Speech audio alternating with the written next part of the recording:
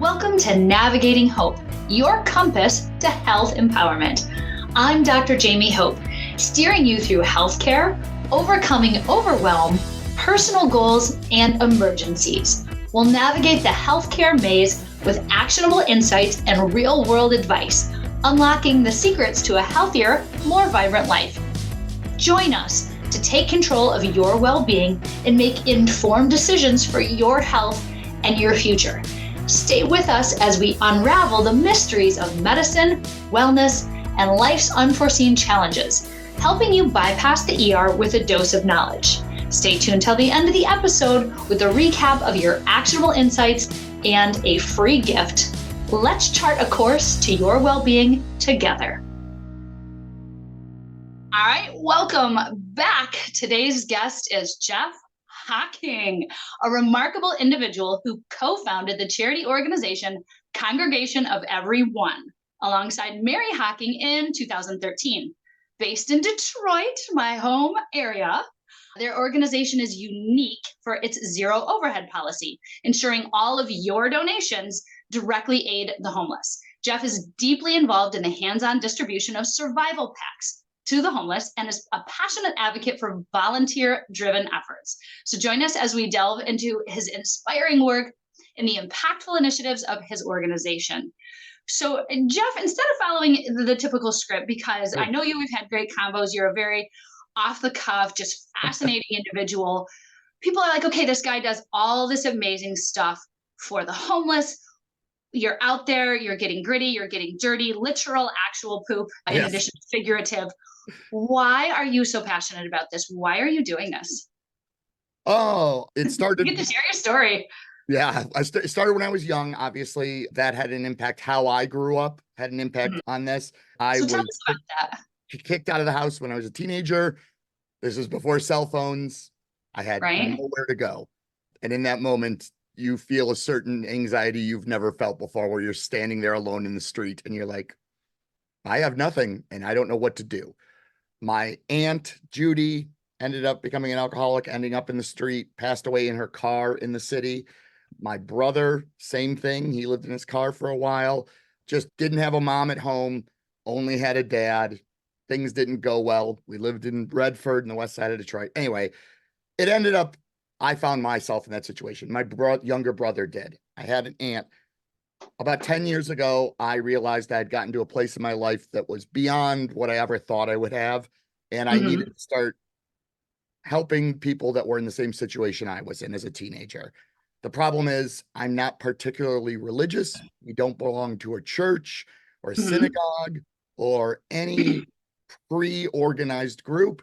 And I'm not thrilled about charities that have a 70% operating cost. And so we're gonna hit that and talk about that. So I decided, my wife and I decided, I've started a business. I can start this too. So we started the Congregation of Everyone with the intent of that. Well, it's a good abbreviation. Everyone just calls us COE, but the congregation implying that it is a group of people that all kind of don't have a home, whether it's a religious home or a societal home. They can all come together as a congregation and help those for the purpose of just helping. We're not doing it for any other reason. There's no benefit to it other than you get a tax write-off. But yeah, so it's personal experience. And I'm lucky enough to be in a situation where I can do this. Yes, you literally experienced what this is like for the people that you're helping. And as you got yourself to a place that you had the success, the stability, a home. And I love that your first instinct is, how can I help the next person? And so can you share, a lot of us honestly can't relate. Yeah. We may have had struggles, we may have had fears, but to be standing there with nothing but the clothes on your back and whatever was in your backpack in that moment, what does that even look like? Well, it wasn't even that lovely. I didn't have a car. My friend dropped me off from work at my house. And as we pulled up to my house, we noticed everything I owned was out in the front yard. He dropped me off. My father was sitting on the porch and said, I changed the locks on the door. And he went inside and shut the door. And my friend had already pulled away because he was afraid of my dad. So I had no backpack. I had Okay. everything had been sitting out there, just out in the front yard. So I literally walked away with just the clothes on my back. Didn't really have anyone to call. That moment is instinctually panic, but I had been in panic situations before, so I was calm and I walked to a payphone and I tried to call again, no cell phone. So that initial shock, it can be overwhelming. And lots of people have a used car, are struggling to pay rent. They've got two kids. They have no spouse or extended family. I had no extended family. And their car breaks down. It's $500. They call their work and go, I can't get to work today. I got to get the car fixed. Work goes, if you don't show up at Burger King today, you're fired. So now you're fired. Now you have a car that you need $500 for. You can't drive to job interviews because you don't have a car. Maybe you can walk. 2 weeks go by. You don't have that $500. You also don't have rent. After a month, it is very easy to find yourself going, I'm just going to stay in a shelter for tonight. I'll get back on my feet. And that easily turns into 2 months, 3 months. And then the state can take the kids, and now you're living where you can live, which is the streets. So it's a lot easier for the average American than you'd think. Yeah. It really is. That's the reality. If you have one car breakdown, one significant home repair, and what I see for my patients in the emergency department, one big medical Oh, catastrophe away absolutely. from losing everything because now you can't work, so you can't get that income to pay the Yep. bills that you have. I can see how it could very Yep. quickly spiral. Yeah. We see a lot of veterans, tons of veterans Yes. who are no longer deployed, are sent back after having a place to live on base. Either there's a psychological issue that becomes a substance abuse issue, there's anxiety and PTSD that becomes a substance abuse issue. And there, even though we have a VA, I will tell you that most of my veteran homeless are not fans of the amount of time it takes to even get accepted. So there's a myriad of situations. Again, for the average American making 50 grand a year for a family of four, it is easy to miss one medical situation to get you in. Homeless don't want to go to the hospital because that costs money they don't have. It Right. makes them detox when they don't want to. So it just waterfalls down and down to a worse and worse place. So yeah, it's pretty upsetting and easier than you. I know a lot of viewers out here don't have that situation. We are fortunate to have what we have, but there are many, the average person, I don't know what the statistics are right now, but it can't be much more than 70 grand for a family of four in America. Mm-hmm. That's pretty startling that, $1,000 bill from a hospital or 4,000, Yeah. Oh, yeah. you're screwed. Yeah. And I've even known people, they get something like a breast cancer diagnosis Oh and yeah. things start off okay. But we're not talking one bill, we're talking a year and a Yep. half, 2, 3 years of bills that can just completely changes your entire situation. Yep. And so this really is more relatable than people think. Yeah. This risk is there. Particularly, we're in the period of high inflation, Yep. real estate prices. Just And everything being more expensive. And the good thing about humans is we're adaptable. The bad yes. things about humans is we're adaptable. We adjust to our situation, and that becomes our comfort level. Mm-hmm. So you may go, oh crap, I have to move into an apartment from my nice house. You adjust and eventually you're fine. And then, oh crap, I've got to spend the night in a shelter. You adjust quicker than you think. And then Yep. that's your norm. And that's one of the problems with rehoming people or getting them into transitional housing, because humans get comfortable, and that even if you think it's misery looking Yeah. in, that is what's safe to them. And we may scoff and go, that can't be safe. To them, it's all relative. It is their safety zone. So yeah. It is, and we can't relate to that. It's very easy to see somebody from the outside looking in and say, oh, they don't have quality of life. Why wouldn't they want this? Why, Yeah. of course they would want. But let's talk about the elephant in the room, because one of my struggles trying to rally people around helping homelessness is the judgment. They're like, well, they deserve to be homeless. They made bad choices. They use drugs. They have Yeah. mental health issues. It is their fault. So why should we help them? Right. I get that a lot. Yes. I get they seem to choose this life. Right. Which I assure you they do not. But as I said, people adjust. The most prominent type of person we see is a male over 40 with alcohol and or mental health issues. A decade ago or so, maybe a little longer, Michigan had a big brouhaha about closing down a lot of the state-funded mental health facilities. Oh yeah, I remember that. Previous governor. Those people don't just disappear or get better. They just took away the resources. They're on the streets now. Yes. So that contributed to putting a lot of these older males out on the street. There's just a mindset that you already have some predilection towards a mental health issue. And then you're living outside where your things are getting stolen. You're probably getting beat up and mugged. So you become paranoid. So if you've already got this beginning onset of not being able to cope, this paranoia then adds to social workers finding you and going, I want to get your social security number. I want to get your social security checks coming to this address over here. A lot of the times the paranoia doesn't allow that to happen. And again, they've adjusted. They have in their mind decided this is safe. Now, this isn't for everyone. We see plenty of single moms and kids who are struggling and really do want to get up back on their feet. Last count, Detroit in the city had about 10,000 homeless people. Yeah, wow. Not Metro Detroit, the city alone. And the services just aren't there to even help them. But there is a level of distrust.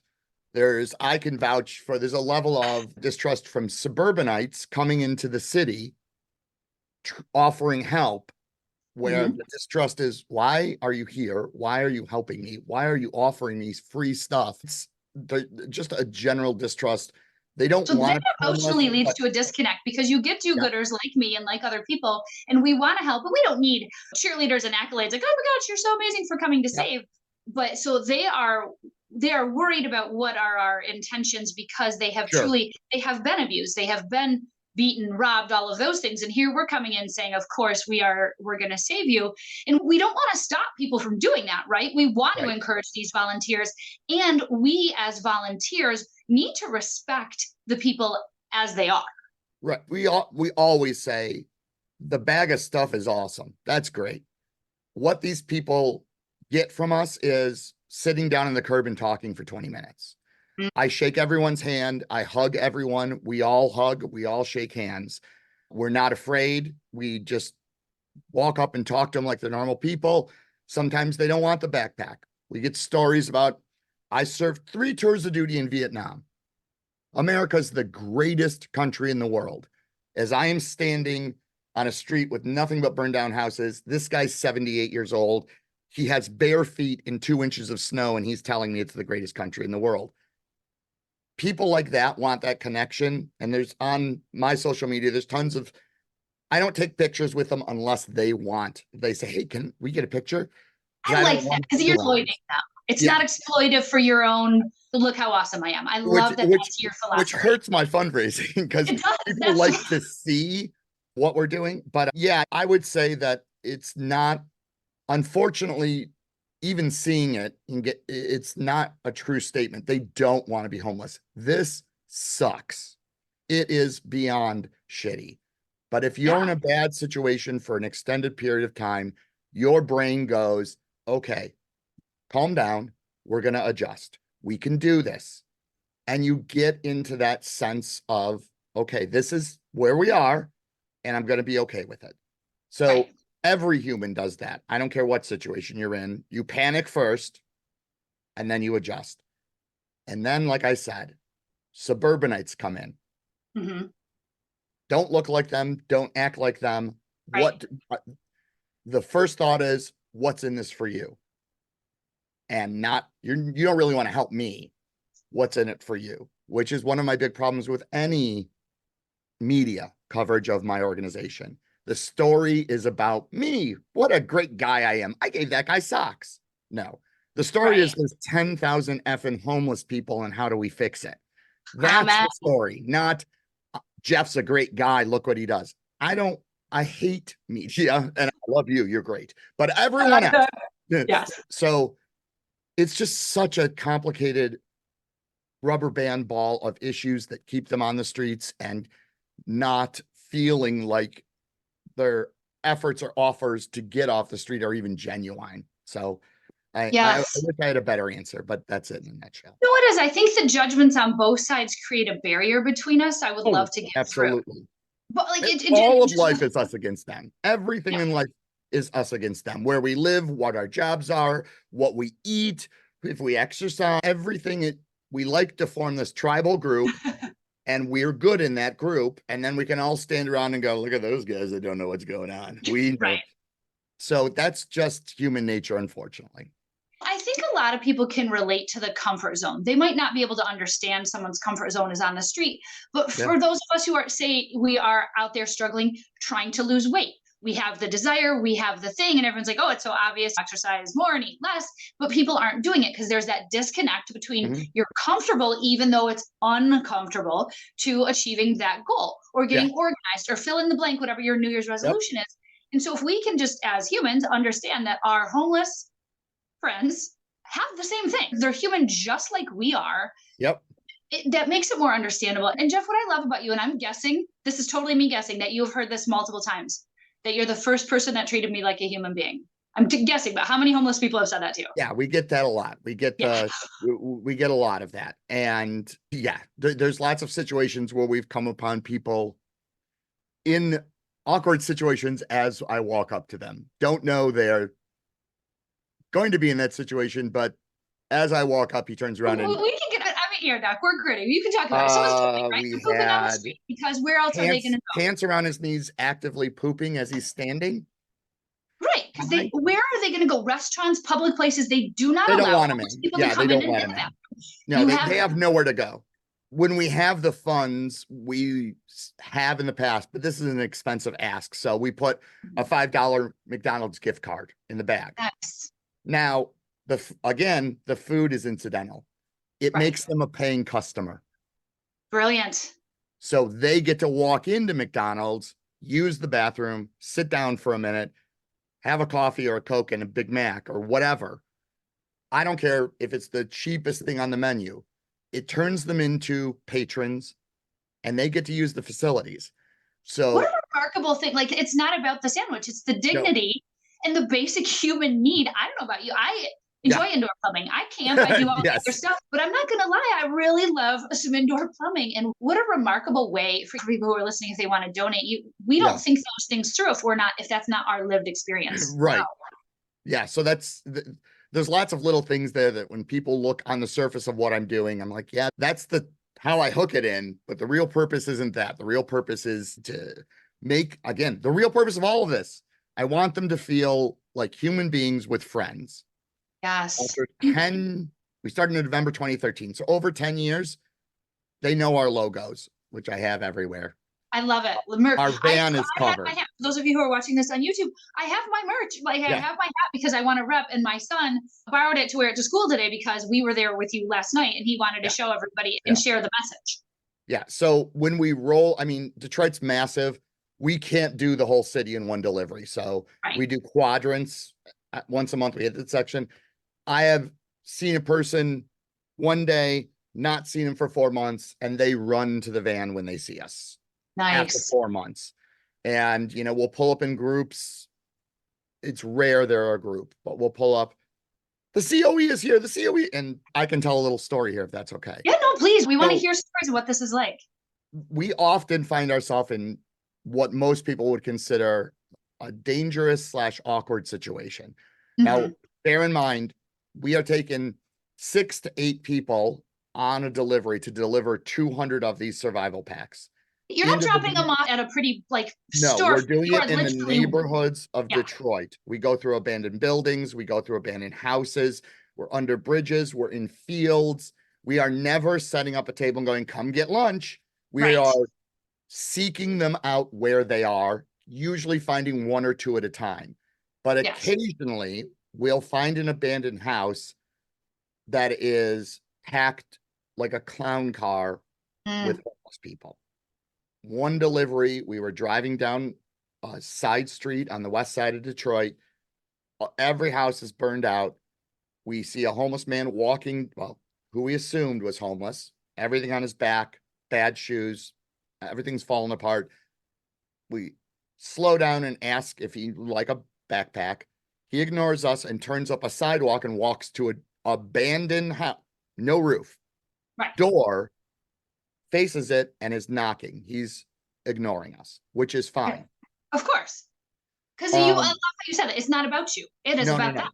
I love that. Unfortunately, one of our delivery members, this was his first delivery, and he was very excited. I was at a rolling stop, going very slow, giving the man a chance to turn around. My friend opened the side door and hopped out with a backpack and started walking towards the house. Okay.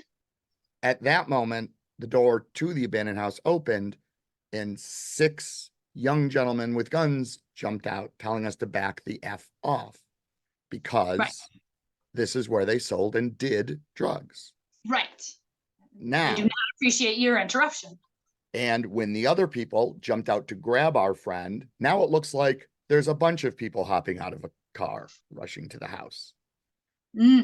Amazingly, from inside the house, an older man, probably in his 70s, came out, slapping all the younger men's arms down, screaming, "This is the COE.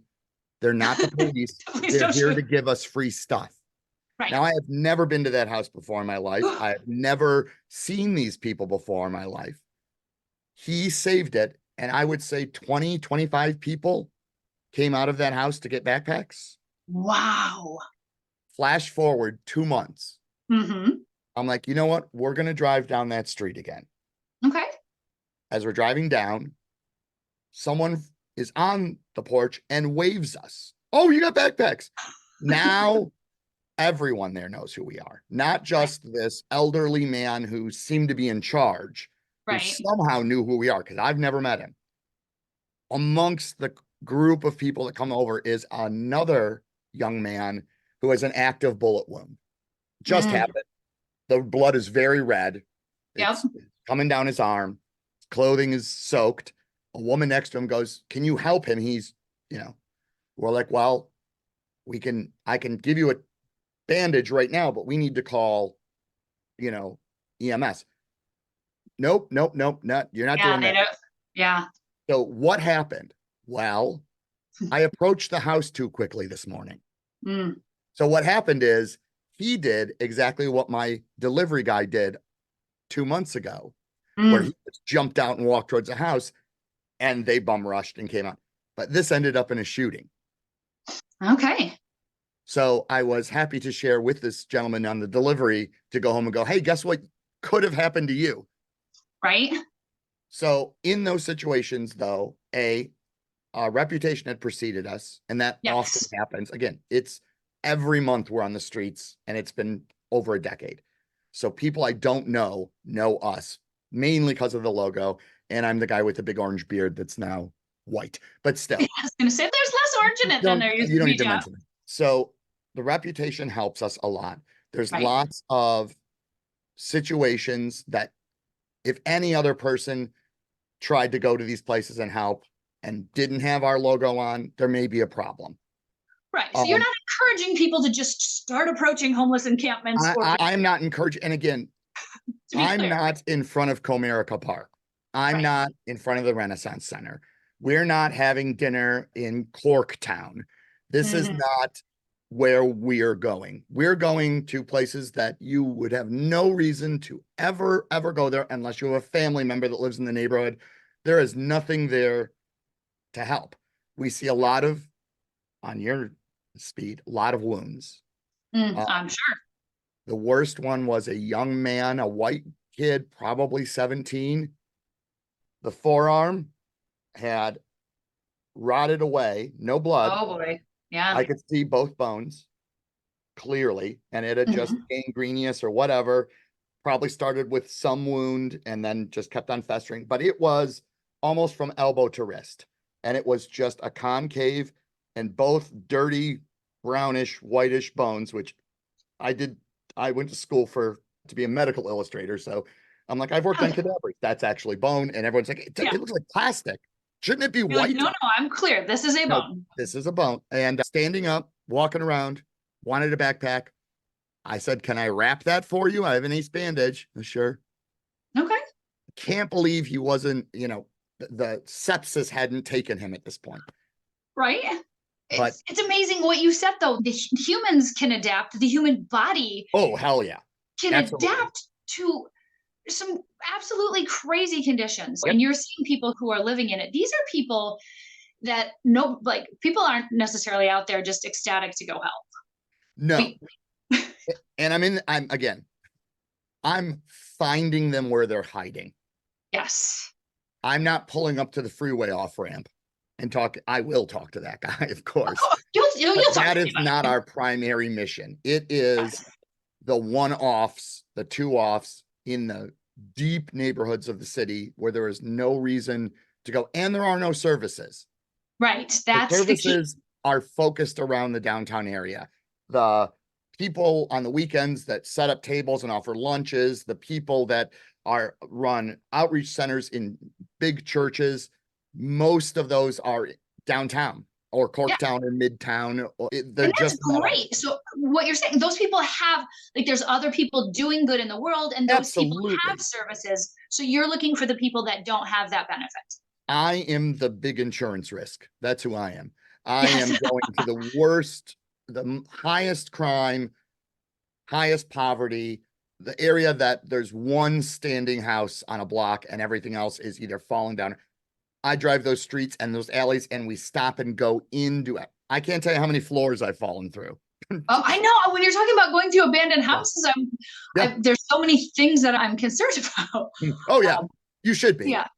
There's lots of situations. That's why there's a level. So we're going to walk people through how they can help if they are not super comfortable, being shot at, falling through a floor. So we're going to, there are options. But one thing that, and Jeff, this is one of the many things that I admire and love about you. You just said it so casually as if this was no big deal. So I'm going to say it and really emphasize that you have been doing this every month since 2013. And for those of you who aren't super familiar with Detroit, I don't know how you wouldn't, because the Lions are awesome. Now, Detroit is in Michigan. And if you're not familiar with the map, Michigan is cold. It is very cold in the winter. You're out there, you're not waiting for the lovely day with no rain or the good weather. You are out there in this nonsense, whatever is happening, because that's the day you decided to go. Snow is actually better for us because I can see footprints going into abandoned places. No snow, it's a little harder to find them, but snow helps us track people and which houses or abandoned buildings are in. So but November through March, even now, the nights aren't super warm. They get down to 30 or 40.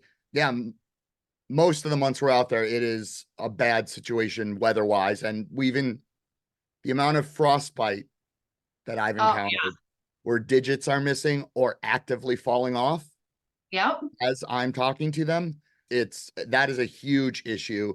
In those instances, it's difficult. Well, in lots of these instances, that shooting incident was not on its own. It's difficult to walk away and not try and follow up. There used to be an organization called Detroit Street Medicine who we could call. And the doctor would go there with a kit and do what they can there. That was out of Wayne State, I believe. And I think the program slowly lost funding, so it's no longer active. But frostbite, freezing cold, sleet, rain, you're wet, you're cold. Even if you got a tent, not a great scenario for these people. So that helps with what we give them too. They have curated what we put in these backpacks. Right. You're not saying, I'm going to come up with these things. You are asking people, what do you need? In the beginning, I thought I was amazing and going to come up with this, and boy, was I stupid. But I think it contributes to your longevity, Jeff, because you know that there are organizations where people have this idea and this passion, and it fizzles. And you've probably seen so many come and go, and the consistency of what you do month after month for more than a decade.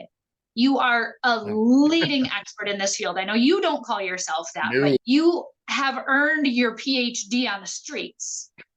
Thank you. You're going to be calling me doctor now, right? Dr. Jeff? I absolutely will. Okay. Dr. Jeff, I am here for this. I love it.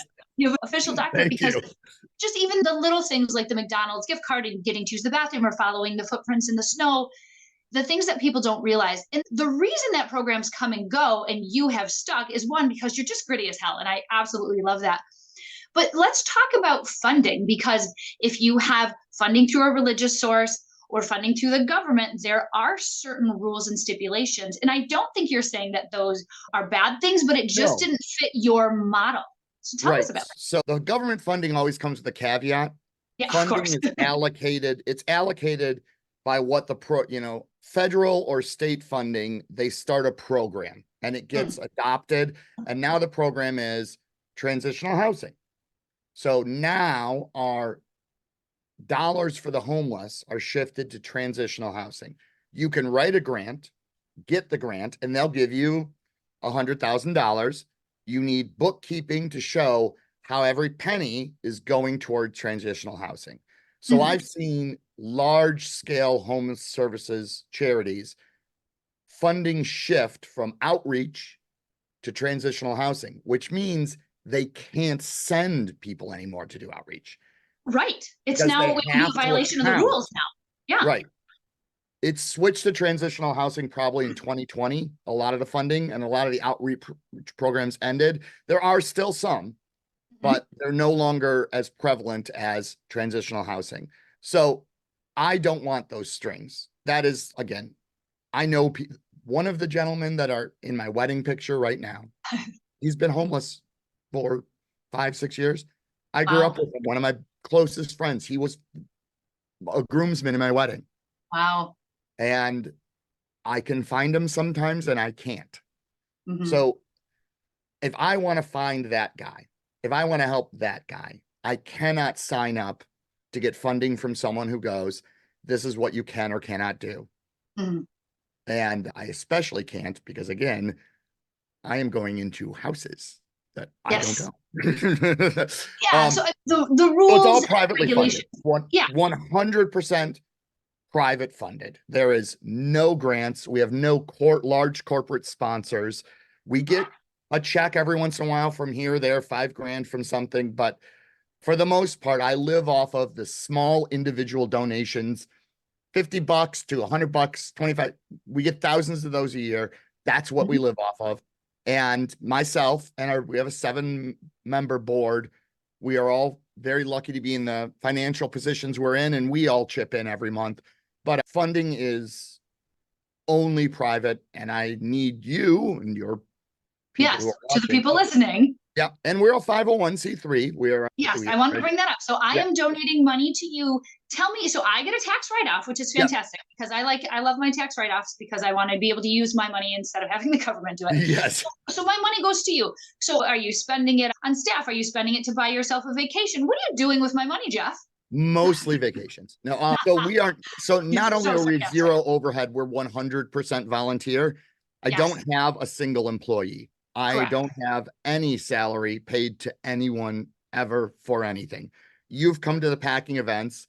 Absolutely. We have 20 to 50 people show up and they pack the 200 survival packs in a half hour and we get it done.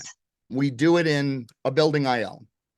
So there's no rent. There's no nothing there. We drive a van that I own. So that wasn't 100%. Over the 10 years, I've become very good at buying in bulk, buying in volume. We are a corporation because a 501c3 has to be an actual corp. Right. So we buy wholesale, we buy offshore. I buy a lot from the Pacific Rim. We order in bulk, in volume. What we give the homeless is always new. I love that. I love that. Give them the dignity of some new socks. New underwear, new socks, new shirts, new thermal underwear. Everything is new. So I buy everything. So if you give me $10, that $10 is being used to buy those supplies, and that's it. Everything else has nothing to do with donations. It is 100% volunteer, and we are zero overhead. So I can't spend a nickel of your donation on anything other than that backpack and what goes in it. That's it. I mean, that's amazing. That is very rare in the charity world. So anybody who is listening and wants to send a donation of any size, you get the tax write-off, you get to feel good, and you know that it is literally going to a human being who will not otherwise get the help. I mean, and it will be in their hands immediately that month. Yes. Like, yeah, go ahead. Sorry. So we were talking before we hit the official record button about a concept that I learned from my friend Tim Rode, and it is time, talent, and treasure.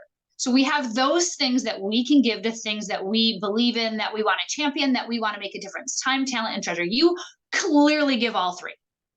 For the people who are like just repeatedly and so consistently, for the people listening, some people have time. They're like, I want to make a difference. I want to, like, just like for other charities, I want to swing a hammer. I want to do this. Right. If there is somebody who happens to be in our area and they have time and they don't necessarily prefer to get shot, just for some of our listeners, I will say that out of Yeah, thousands of deliveries, we've only had like 5 of those instances. No, I know, I'm teasing. Statistically, yeah. All right, go on. Yeah. Statistically rare. But so I want to use, so we're going to talk about time, talent, and treasure. So I want to use my time. I want to physically come and do something for your organization. Sure. What are the ways that I can do that?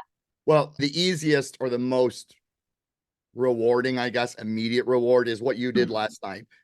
One in the warmer months, once a month, sometimes in December, January, February, twice a month, we do packing events where volunteers come in and put all the supplies into the backpack and help us load them into our giant van.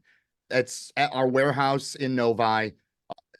It takes about a half hour. Maybe you're there for an hour. You've been there a couple of times. It's not a big commitment, but you can see what's going in. I give a little speech every time about what we do, and you can meet some of the delivery people. But yeah, on a Thursday night at 6:30, I do it so people hopefully can get home from work. You're usually out of there by 7:15. You can go get dinner then. But yeah, that's the most hands-on. Yes. We do take people, like this time I have 2 new people coming on the delivery. All right. We have our seasoned, myself and my cousin, he is also a board member. We both grew up in the city in not great conditions. So we're very comfortable in these situations. Over time, there's become a veteran group that delivers with us every month. You know, this guy can do this month, he can't do those 2, but we've got about 8 or 9 people who will go with us. So out of a group of 6 to 8 people, 4 to 6 will be veterans, and then we will bring 1 or 2 new person. Now, like you said, it is dangerous. It's risky. There's some inherent risk, but also massive reward because you get to be out there making a difference. Right. And that has had the most impact, obviously, when people go to the delivery and meet people and talk to them. The instantaneous moment of shit, I suddenly care. It is life-changing. It really is. And again, you've been in these situations in the ER, I'm sure. So that's how they can give time. Everything, and I don't mean that this isn't the moment to do it, but everything is on our website and on all our social medias. Oh, yeah. Packing events, how to donate, all that stuff. I'm constantly barraging social media with this stuff, as everyone is probably sick of at this point. That's how I found it. So a friend of mine who is a phenomenal ER nurse that I've known for 20 years. I don't know how you found us, quite honestly. She tagged me and she's like, oh, Jamie, this absolutely sounds like something you would do. And I'm always looking for something to bring my children. They grow up in a fairly privileged world, and I want them to see not every kid has their own iPad. And so you have met my children. They come out and they help as well. Oh, yeah. It is very rare to find a place that allows that. Like, oh, we need to shelter kids. And meanwhile, I'm like, get out there, kid. Let's do this so they can see that your kids are there. I met 2 of them last night. And that's how it shares. So let's moving on to talent. So what we have time, talent, and treasure to give. So some people listening to this will be savvier than either you or I in sharing this message. So if they have a talent to turn this into a TikTok or a reel or some way that we can share the message, because that's how it found me. Somebody tagged me. So for your talent, even if you don't want to come out and pack a backpack, or you don't live in Detroit, but you just think that this is super incredible, tag somebody, spread this, share it, and help us. This is neither your or my talent. Right. Yeah. I'm a shit talent is you have a PhD in street. I'm an ER doc, and I love connecting people and trying to share their message. Yep. And yeah, absolutely. Anyone who can just spread the word. We're so grassroots. We don't have a marketing department. I don't have grant writers. This is my job. Social media manager. I'm a scientist. I have high-tech companies. That's what I do. This is not my career. And I'm not the best at coming across as trying to market, because to me, I feel like, of course I should do this. Right. Of course. I have all this and they have nothing. It's part of who you are. It's just, there's no reason. So I'm not the best at marketing Yeah. myself. So yeah, the talent we need would be great is spreading the word more. We had a Yes. moment where Washington, D.C. had a group of people who were doing this and they had our logos. Hey. Manhattan, we had it. San Francisco, we've got little groups.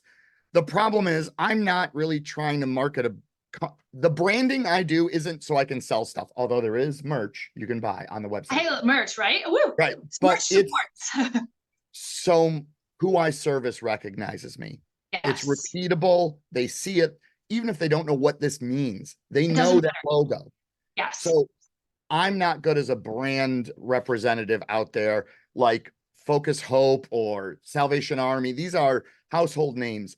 I've never been very good at working that because I don't want to be. I just want to help people. So yes, the talent. Somebody out there listening is like, how can I help? But I'm not going to come out and pack a backpack because I'm an introvert and I want to be at home in my pajamas. But you are good at either marketing or social Right. media. Let's get some talents. Let's see. Yes. So yeah, so people can donate their talent. And then Yes. also, I mean, for goodness sakes, treasure, money. No charity runs without money. And so Yes. anyone listening to this, every dime matters. Jeff said he has people who donate $10, 20, 50. You could donate, just commit to 10, 20 bucks a month, give up 1 or 2 Starbucks, send it to this organization. They're going to make a huge difference. You're going to feel good. You're going to get the tax write-off and they can continue their work. Thank you. Yeah. And just so you know, it's a backpack full of supplies. Yes. We call it a survival pack, but it's Love it. about 70, 71 bucks for the pack and everything in it. And they're big. I was going to say, do I have one down here? I do. They're nice, heavy duty canvas backpacks, and they're filled with. I mean, they're really good quality. They're going to last long past the stuff that's in it. They have a way to keep their stuff. Like yours was all in a front lawn. You didn't even have a backpack to put it in. Yeah. So yeah, someone was in an airport in Dallas and saw one of our backpacks.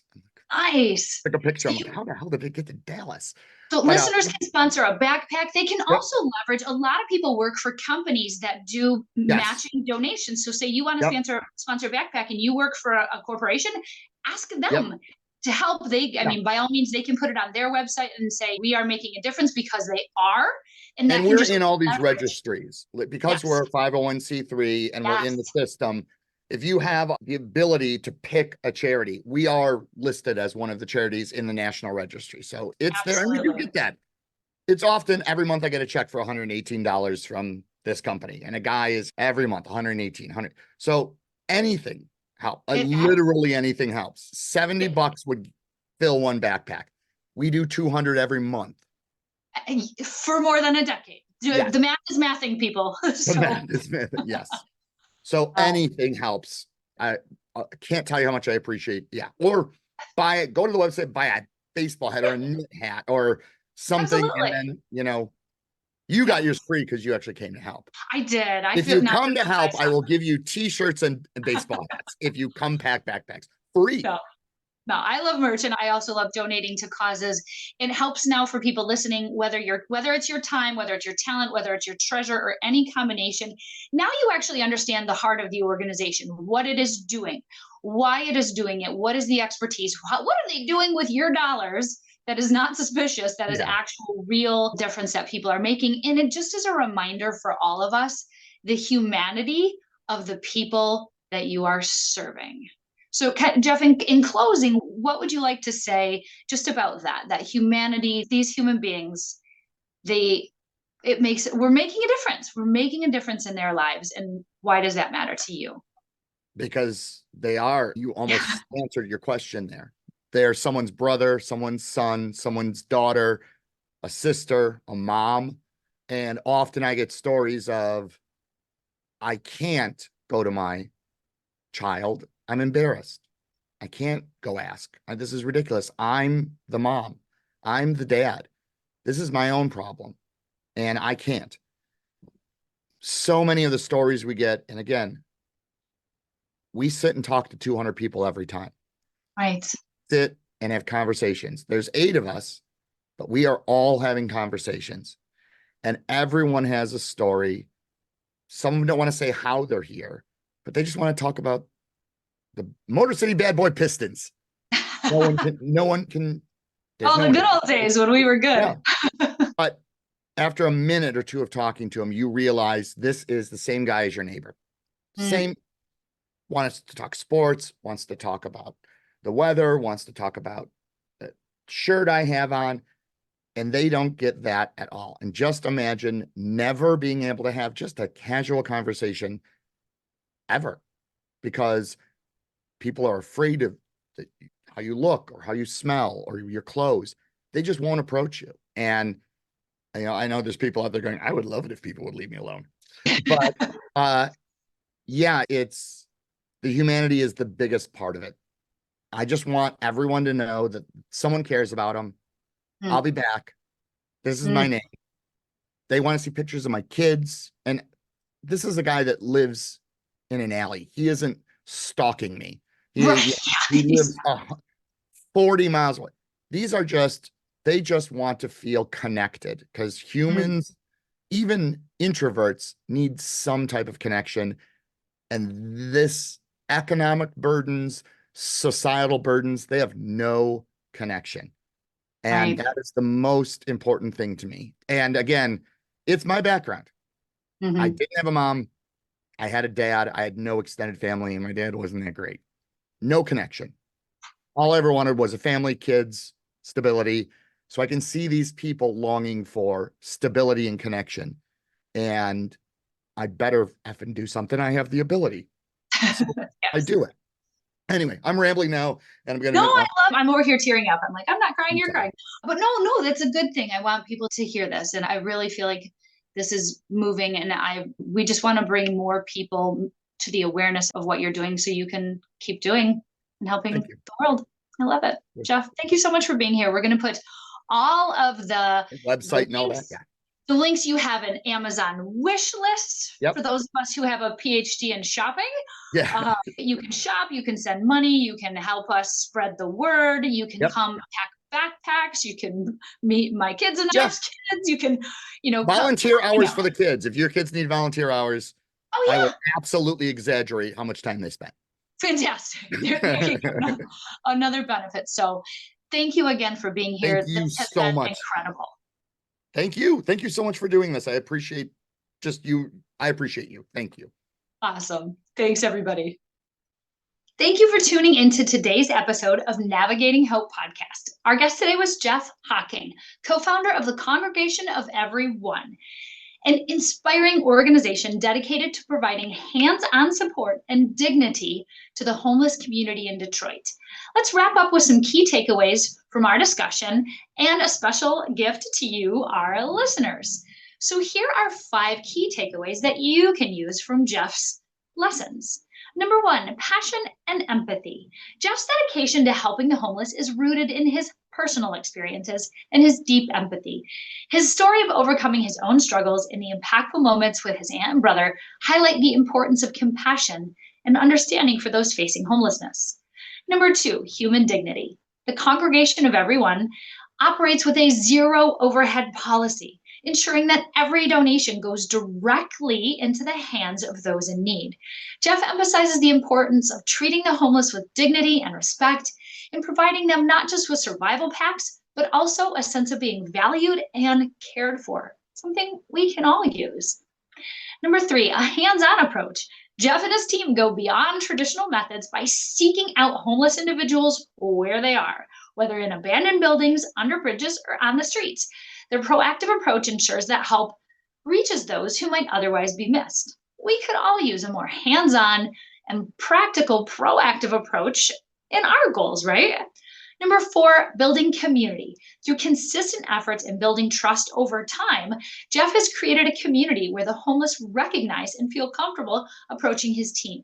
This sense of community and belonging is vital for the emotional well being of those they help. And lastly, number 5, inspiring action. Jeff's work serves as a powerful reminder that everyone can make a difference, whether through donations, volunteering, or simply approaching those in need with kindness. Each action contributes to a larger impact. To support Jeff and the Congregation of Everyone, consider donating time, goods, or money. Visit their website in the show notes to learn more about how you can get involved. And as a gift for listening, we would like to offer you the Smarter Goals worksheet. This tool will help you create goals and follow through on them, whether it is your passion for helping the homeless or others in need, or even if it's something like getting more organized, outsourcing your tasks, working on your personal safety. Any of those things that you want to accomplish can be done with the right Smarter Goals. So download your copy by clicking the link in the show notes. Thank you again for joining us on this episode of Navigating Hope. Stay connected with us for more inspiring stories and valuable resources. Until next time, keep navigating your journey with hope and compassion. Thank you for tuning into Navigating Hope with me, Dr. Jamie Hope. It has been an honor to navigate the realms of health and wellness with you today. Remember, in the journey toward a healthier life, knowledge is your compass. If you enjoyed our time together, please share, like, and subscribe to Navigating Hope. Join us next week where we'll continue to empower your health journey, arming you with the wisdom to navigate life's challenges and keep the emergency room in your rearview mirror.